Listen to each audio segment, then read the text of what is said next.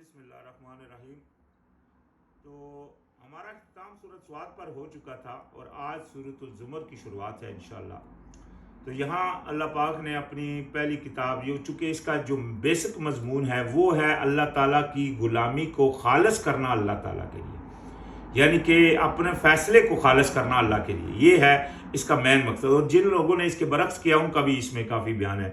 تو یہاں سے جو شروعات ہوئی تو اللہ پاک نے فرمایا تنزیل الکتاب من اللہ العزیز الحکیم، نازل کی گئی ہے کتاب اللہ کی طرف سے جو زبردست بھی ہے اور حکمت والا بھی، یعنی کہ اپنی کتاب میں اس میں کوئی کمی پیشی نہیں چھوڑی، کوئی ایسی چیز نہیں چھوڑی کہ اس میں موجود نہ ہو جو دنیاوی، جو آپ کے دین سے ریلیٹڈ ہے، وہ الحمدللہ اس میں ساری چیزیں موجود ہیں۔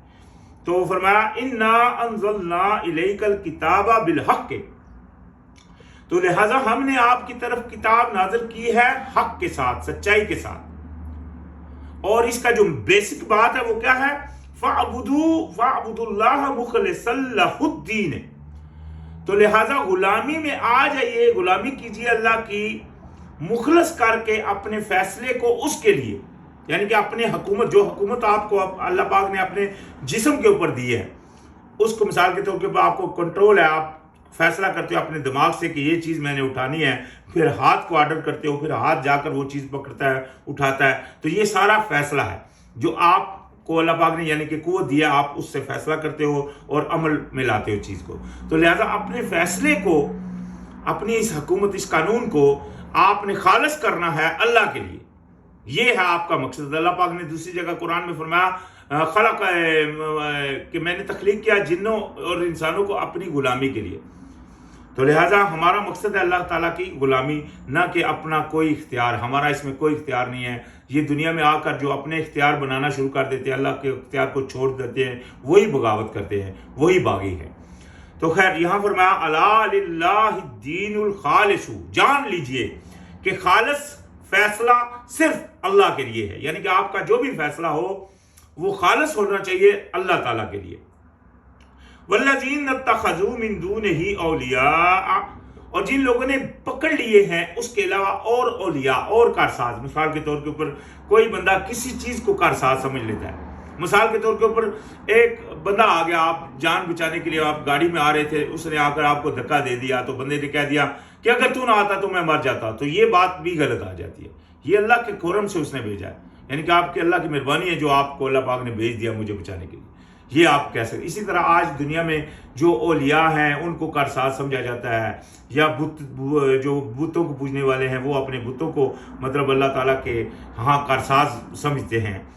لیکن یہ جتنے بھی ہیں اور جو نبی علیہ السلام کے دور کے بھی تھے وہ بھی تھے، تو وہ کیا کہتے کیا تھے؟ ما نعبدوہم الا لیقربونا الی اللہ زلفیٰ، یعنی کہ وہ اکثریت کا یہ بات ہوتی تھی کہ ہم ان کی غلامی نہیں کرتے، یعنی کہ وہ جن کو اللہ کے ساتھ کارساز بنا رہے ہیں ان کے بارے میں بھی یہ اپنا عقیدہ ظاہر کرتے ہیں اور کہتے ہیں کہ ہم ان کی غلامی نہیں کرتے مگر یہ کہ تاکہ ہمیں اللہ تعالیٰ کے قریب کر دیں، بہت قریب، یعنی کہ اللہ تعالیٰ کے قریب کرنے کا یہ بیچ میں سیڑھی ہیں، ذریعہ ہے۔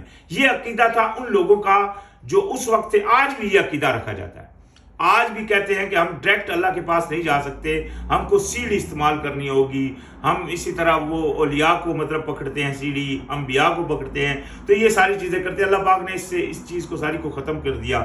اللہ پاک نے کہا کہ اللہ کے لیے سارا کچھ، تو یہ جو عقیدہ رکھتے تھے تو اللہ پاک نے ان کے بارے میں فرمایا ان اللہ یحکم بینہم فیما ہم فیہ یختلفون، کہ بے شک اللہ تعالیٰ فیصلہ فرما دے گا ان کے درمیان اس میں جو وہ اختلاف بنا رہے، یہ جو اختلاف کر رہے ہیں تو اللہ پاک اس کا فیصلہ کر دے گا۔ ان اللہ لا یہدی من ہوا کذب کفار، بے شک اللہ پاک ہدایت نہیں دیتا اس کو جو ہو جھوٹا اور نہ شکرا، یعنی کہ جو جھوٹ مان رہا ہے اللہ کے اوپر، یہ جھوٹ ہے جو اللہ کے اوپر۔ اللہ پاک انسان کی شرح سے بھی زیادہ نزدیک ہے، یہ ہر بندہ جانتا ہے۔ اس کے باوجود بھی ان کا اعتقاد اللہ کے اوپر نہیں ہوتا، ایک تعویذ لٹکا دیتے جو شرح سے زیادہ دور ہوتا ہے اس کے اوپر یقین لے آتے۔ تو یہ ساری بات یقین کی ہے، جس نے اللہ کے اوپر توکل کر لیا اللہ پاک اس کے لیے کافی ہے، یہ قرآن کی آیت ہے۔ تو سارا اپنا پورا اعتقاد دل اور ہمہ تن اس کے اوپر، یعنی کہ وہ رکھنا یقین یہ صرف اللہ کے اوپر، جب آپ کا یہ ہوگا تو اللہ آپ کے لیے کافی ہوگا. لیکن اس کے لیے یہ بھی ضروری ہے، یہ نہیں ہے کہ آپ اللہ کے اوپر یقین رکھ رہے ہیں لیکن اللہ کی بات نہیں مان رہے. اللہ پاک نے دو طرفہ معاملے کو رکھا ہے. اللہ پاک نے فرمایا اذکرونی واذکرکم واشکرونی ولا تکفرون، یعنی کہ تم میرا شکر، تم مجھے یاد کرو، میں تمہیں یاد کروں گا، اور میری شکر گزاری کرو اور میری ناشکری مت کرنا. یہ اللہ پاک نے فرما دیا. تو فرمایا کہ بے شک اللہ پاک جھوٹوں کو ہدایت نہیں دیتا. یہ بات کلیئر ہوگی. جو بھی بندہ جھوٹا ہے، اللہ کے نظر میں، اللہ کے معاملے میں جھوٹ کا رویہ اختیار ہے، اس کو ہدایت نہیں ملے گی. اور یہ ہدایت ہی ایک سب سے بڑی نعمت ہے جو ہم ہر بندہ جو نماز پہ کھڑا ہوتا ہے تو وہ یہی مانگتا ہے. وہ کوئی جنت وغیرہ نہیں مانگتا، وہ یہی کہتا ہے اہدنا الصراط المستقیم، ہمیں ہدایت کر سیدھے راستے کی. تو اللہ پاک نے بتا دیا کہ اللہ پاک ناشکرے اور جھوٹے کو ہدایت نہیں کرتا. تو لہذا جو جھوٹے عقائد بناتے ہیں پھر اللہ سے مانگ بھی رہے ہیں ہدایت، تو ان کو اللہ پاک نے جواب دے دیا کہ اللہ تعالیٰ ہدایت نہیں دیتا ایسوں کو. تو فرمایا لو اراد اللہ ان یتخذ ولدا لاصطفى مما یخلق ما یشاء. تو جس طرح مطلب ایک اور جھوٹ گڑا گیا، لوگوں نے اللہ تعالیٰ کے بیٹے اور بیٹیاں مقرر کیے ہیں. تو اللہ پاک نے فرمایا کہ اگر چاہتا اللہ تعالیٰ وہ بنا لے اولاد، اگر یعنی کہ اللہ پاک اپنی اولاد بنانا چاہتا تو البتہ وہ چن لیتا اس میں سے جو وہ پیدا کرتا. یعنی کہ اگر وہ چوائس کرتا کہ میں نے اولاد ہی بنانی تو جس کو چاہتا وہ اپنے لیے اولاد بنا سکتا تھا، لیکن جو چاہتا. لیکن کیا ہے؟ سبحانہ هو اللہ الواحد القہار، پاک ہے وہ، یعنی کہ ان عقائد، ان غلط باتوں، غلط نظریات سے وہ پاک ہے. هو اللہ، وہ جو اللہ ہے وہ ایک ہے، یکتا ہے اور زبردست ہے.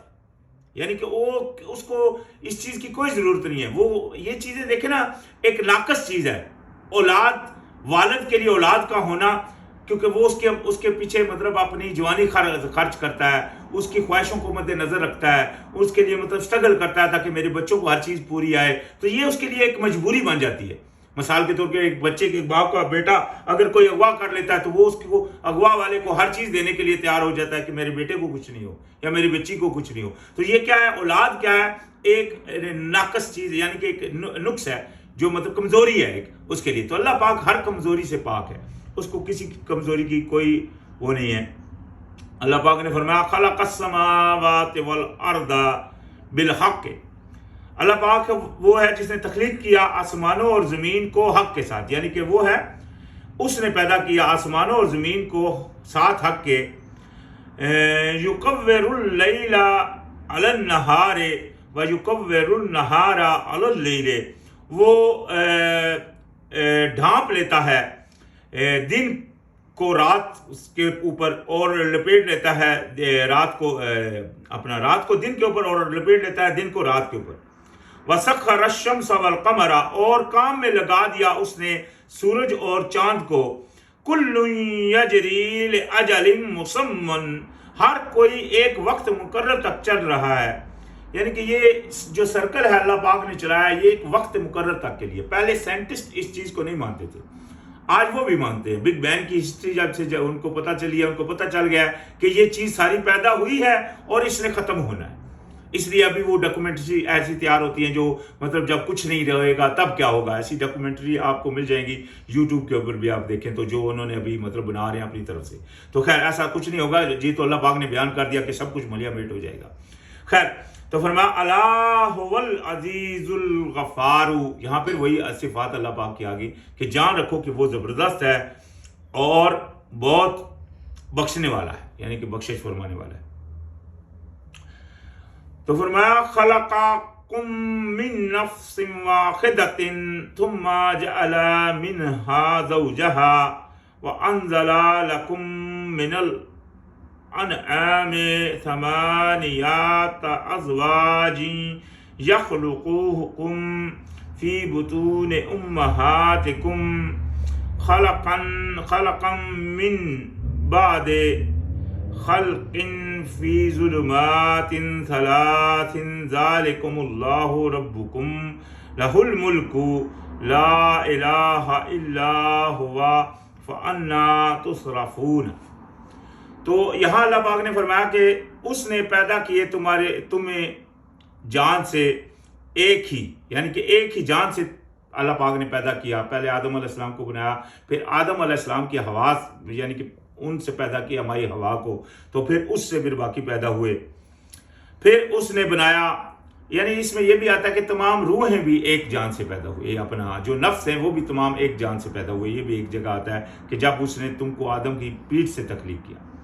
تو خیر پھر اس نے بنایا اس سے اس کا جوڑا، یعنی کہ جیسا میں نے کہا آپ کو پہلے کہ پہلے آدم علیہ السلام کو بنایا، پھر اس سے اس کا جوڑا بنایا. اس نے اتارے تمہارے لیے مویشیوں میں سے 8 جوڑے. یہ جو 8 جوڑے مویشیوں کے اللہ پاک نے گنوائے، ان کو ہم نے پیچھے سورہ انعام میں بھی پڑھا، جس میں 2 گایوں میں سے 2 بکریوں میں سے، اور مطلب ان میں سے 2 اونٹوں میں سے، اور 2 دوسرے تھے وہ جو بھینس وغیرہ وغیرہ، مطلب جو ان چپائیوں کے اللہ پاک نے نسلیں بیان فرمائی سورہ انعام میں. تو وہ جو ہیں جن سے ہم دودھ اخذ کرتے ہیں اور جن کو ہم مطلب ہمارے گھریلو اختیار کے استعمال میں آتے ہیں. تو ساتھ ہی فرمایا اور تخلیق کرتا ہے تمہاری پیٹوں میں سے تمہاری ماؤں کے پیٹوں میں تمہاری، یعنی کہ تمہاری ماؤں کے پیٹوں میں تمہاری تخلیق کرتا ہے.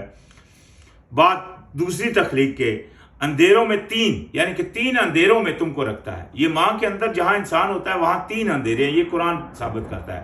آج سائنٹسٹ اس بات کو کلیئر کر چکے ہیں کہ واقعی انسان جو ہے اوپر ماں کا پیٹ ہے، اندر مطلب جس میں وہ بچہ ٹھہرتا ہے، جس کو مطلب وہ بچہ دانی ہم بولتے ہیں، تو اس کے اندر جو ہے نا، اس کے اندر پھر ایک پردہ ہوتا ہے، اس کے اندر جا کر وہ بچہ پرورش پاتا ہے. تو فرمایا اسی کے لیے ہے بادشاہت، نہیں ہے کوئی الہ مگر وہی. تو پھر تم کدھر پھرے جا رہے ہو؟ یعنی کہ بادشاہ وہی ہے، مالک وہی ہے، اس کے باوجود تم اس کو مالک نہیں مان رہے ہو، تم اس کی بادشاہی کو تسلیم نہیں کر رہے ہو، تم اس کی بادشاہی کے اوپر یعنی کہ وہ جو حکم کرتا ہے منہ سے کہہ رہے ہو کہ بادشاہ اللہ ہے، لیکن اللہ کی بات کو نہیں مان رہے ہو. تو مطلب کیا کہ تمہارا ماننا بھی ناقص ہے، تم اللہ تعالیٰ کی ذات کو بادشاہ نہیں مان رہے ہو. یہ تمہاری خالی منہ زبان کی بات ہے جو کہہ رہے ہو کہ ہاں بادشاہ اللہ ہے، لیکن جس طرح ماننے کا حق ہوتا ہے وہ تم نہیں مان رہے ہو. اسی لیے اللہ پاک نے فرمایا تو تم کدھر پھرے جا رہے ہو؟ یعنی کہ یہ سارا کچھ تم کو بھی پتا ہے کہ اللہ کا. یہ دیکھیں نا کفار سے بھی اللہ پاک نے فرمایا کہ پوچھو ان سے کہ یہ زمین و آسمانوں کا مالک کون ہے، تو وہ بھی کہتے ہیں کہ اللہ. اس طرح تو سب مانتے ہیں اللہ کو، لیکن اللہ کو ماننا ہے، مخلص کرنا ہے اپنے فیصلے کو اس کے لیے. یہ ماننا ہے جو اس آیت میں شروع میں کہا گیا کہ اپنے فیصلے کو، اپنی غلامی کو خالص کرنا ہے اللہ کے لیے. یہ ہے اصل ماننا. ان تکفروا فإن اللہ غنی عنکم ولا یرضی لعبادہ الکفر وإن تشکروا یرضہ لکم.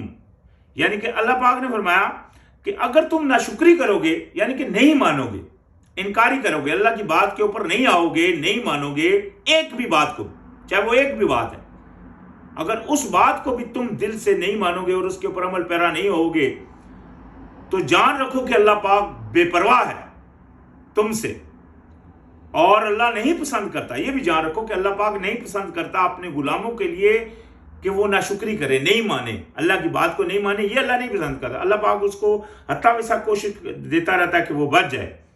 اور اگر تم شکر کرو تو یہ تمہارے لیے، وہ تم کو پسند کرتا ہے. یعنی کہ اگر تم شکر کرو تو تمہارے لیے اس چیز کو پسند کرتا ہے. اور وَلَا تَزِرُ وَازِرَةٌ وِزْرَ أُخْرَى ثم إلى ربكم مرجعكم فينبئكم بما كنتم تعملون إنه عليم بذات الصدور. یعنی کہ یہ جان رکھو، یعنی کہ اللہ پاک تمہارے لیے پسند کرتا ہے کہ تم اللہ کی شکر گزاری کرو، اور نہیں اللہ پاک بوجھ ڈالے گا کوئی، یعنی کہ اس دن کوئی کسی کا بوجھ نہیں اٹھائے گا. وہ قیامت والے دن کوئی کسی کا بوجھ نہیں اٹھائے گا، اور تم پھر اسی کی طرف لوٹ کر جاؤ گے، تو پھر وہ بتائے گا تمہیں جو کچھ تم عمل کرتے تھے. یعنی کہ تم کو جو تمہارے اعمال تھے دنیا میں، جن کو تم بے خبری میں یعنی کہ بھولے ہوئے تھے اللہ کو یا جو بھی تھا، تو وہ اللہ پاک آپ کو وہاں دے گا اور کوئی کسی کا بوجھ نہیں اٹھائے گا. یہ نہیں ہے کہ کسی کا بوجھ مطلب دوسرا اٹھا لے گا, کہے گا چلو جی میرا باپ گنہگار آپ مجھ کو جو ان کا بوجھ دے, ایسی کوئی بات نہیں ہوگی. تو ساتھ ہی فرمایا کیونکہ وہ خوب جانتا ہے جو تمہارے سینوں میں ہے, یعنی کہ یہ اللہ کو معلوم ہے کہ کون کس نیت سے اللہ تعالیٰ کی غلامی کر رہا ہے. اللہ پاک کو ہر چیز کا علم ہے. وَإِذَا مَسَّ الْإِنسَانُ ضُرٌّ دَعَا رَبَّهُ مُنِيبًا إِلَيْهِ, اور جب انسان کو پہنچتی ہے, چھوتی ہے, انسان کو جب چھوتی ہے کوئی تکلیف, کوئی درد, تو وہ پکارتا ہے اپنے رب کو اسی کی طرف رجوع کر کے, یعنی کہ بڑے بارجوع ہو کر اللہ کی طرف اس کو پکارتا ہے کہ یا اللہ بس ابھی مجھے بچا لے, ابھی مجھے چھڑا دے, آئندہ سے بعد ایسا نہیں ہوگا. مطلب یہاں کسی جگہ ڈوب رہا ہے تو کہتا ہے بس بچا لے مجھے اس مطلب طوفان سے بچا لے یا جو بھی کر. تو یہ اس وقت تو جب وہ سامنے آ جاتی ہے کوئی تکلیف اس کو, اس وقت تو وہ خالص کر کے اللہ تعالیٰ کو پکارتا ہے. ثم اذا, اللہ پاک نے فرمایا ثم بعد میں, اذا خولہ نعمت منہ نسیا ما کانا یدعو الیہ من قبل. تو یعنی کہ جب اللہ پاک نے فرمایا کہ جب میں اس کو پھر عطا کر دیتا ہوں کوئی نعمت اپنے پاس سے, تو وہ بھول جاتا ہے جو تھا اس نے پکارا, یعنی کہ جو پکار پہلے کی تھی اس مشکل اور مصیبت کی گھڑی میں, اس وقت وہ بھول جاتا ہے اور دوبارہ یعنی کہ وہ کہنا شروع کر دیتا ہے کہ ابھی, یعنی کہ اللہ پاک اس کا ناشکری پھر کرنا شروع کر دے. اور کرتا کیا ہے, وَجَعَلَ لِلَّهِ أَنْدَادًا لِيُضِلَّ عَنْ سَبِيلِهِ, یعنی کہ وہ بھول جاتا ہے اللہ کو اور بنا دیتا ہے اللہ تعالیٰ کے ساتھ اور کارساز, آسرے بنا لیتا ہے کہ ہاں بھائی فلاں وجہ سے میں بچ گیا تھا, بس ایسا ہو گیا تھا, میں نے یہ عمل کر لیا اور بچ گیا. تو یہ مطلب آسرے شروع کر دیتا ہے تاکہ وہ بھٹکا دے اس کے رستے سے, تاکہ لوگوں کو بھی اسی طرح گمراہ کر دے. وہاں یہ نہیں کہتا کہ اللہ پاک نے مجھے بتایا, وہ کہتا ہے ہاں بھائی میں نے یوں کر دیا, یہ کر دیا, میں یہاں سے چھلانگ لگا گیا, میں یہ ہو گیا, میں وہ کر گیا, مطلب بچنے کے اپنے وہ کرنا شروع کر دیتا ہے. تو وہ چیزیں اللہ کی طرف منسوب نہیں کرتا, تو اس سے لوگوں کو بھی گمراہ کر رہا ہوتا ہے. یا یہی بات دوسری ٹائم میں اگر کہی جائے تو مثال کے طور پہ جب اس وقت پکارا تھا تب تو ٹھیک تھا, جب نکل آیا تو اس کے بعد پھر اوروں کو شریک بنانا شروع کر دیا, دوسروں کی طرف منسوب کرنی شروع کر دی باتیں کہ اس نے مجھے بچا دیا یا یہ کر دیا. تو یہ ساری چیزیں جو ہے نا یہ مطلب ناشکری میں آ جاتی ہیں, کفر میں آ جاتی ہیں, اور اس سے یہ اس لیے کرتا ہے تاکہ وہ لوگوں کو گمراہ کرے. کل کہہ دیجئے تمتع بکفرک قلیلا انک من اصحاب النار. اللہ پاک نے فرمایا تو کہہ دیجئے کہ فائدہ اٹھا لو اپنے اس ناشکری کا, یعنی کہ یہ جو ناشکری کر رہے ہو اس کا اگر تمہارے ذہن میں کوئی فائدہ کسی سے مطلب رضا حاصل کرنی یا کچھ فائدہ حاصل کرنا تو اٹھا لو تھوڑا سا. بے شک تم آگ والے لوگ, یعنی کہ تمہارا اختتام یہ ہے کہ تم لاسٹ میں آگ میں ہی جاؤ گے, کیونکہ تم نے اللہ تعالیٰ کی غلامی کی ناشکری کر دی, اس کی اتنی بڑی نعمتوں کی ناشکری کر دی, اس کو یاد نہیں رکھا. اس نے تم کو بچایا, پہلے پیدا کیا جب تم کچھ بھی نہیں تھے, تم کو اس نے تقویت بخشی, اس نے تم کو بڑا کیا, اور جب تم کو بنایا بھی اپنی غلامی کے لیے اور تم کو اپنا سارا پیغام بھی پہنچا دیا اپنے پیغمبروں کے ذریعے, اس کے باوجود تم نے اس کو چھوڑ دیا, اسی کی چیزیں استعمال کر رہے ہو لیکن اس کا شکر نہیں کر رہے ہو. تو لہٰذا اللہ پاک نے ایسے لوگوں کے لیے پھر تیار کر رکھی ہے عذاب آگ کا. امن ہوا قانت آناء اللیل ساجدا وقائما یحذر الآخرات وَيَرْجُو رَحْمَتَ رَبِّهِ. اللہ پاک نے فرمایا کیا بھلا وہ جو غلامی میں یعنی کہ قانتت مخلص ہے, یعنی کہ اطاعت گزاری میں ہے, گھڑیوں میں رات کی, یعنی کہ اطاعت گزاری میں گزار رہا ہے اپنی راتیں, اور سجدے کرنے والا ہے, راتوں کو سجدے کر رہا ہے, وقیام اور قائم قیام کھڑا کر رہ رہا ہے,